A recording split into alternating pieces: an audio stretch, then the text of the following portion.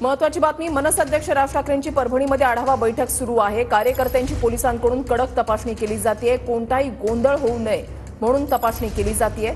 नांदेड आणि धाराशिव दौऱ्याच्या वेळेला राज ठाकरे मुक्कामी असलेल्या हॉटेल बाहेर मराठा कार्यकर्त्यांनी गोंधळ घातलेला होता। त्या पार्श्वभूमीवर ही तपासणी सुरू आहे।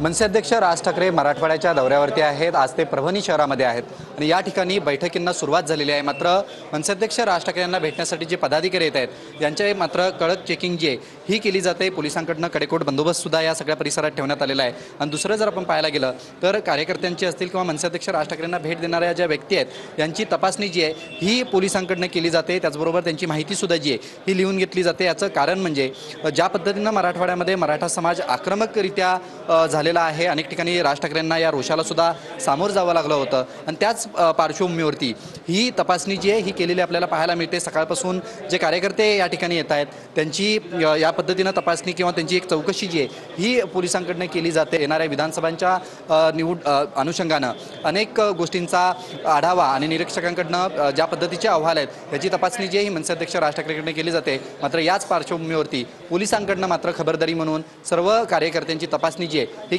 केली जाते। Video journalist Appasaheb Vishal Patil, TV9 Marathi, Parbhani.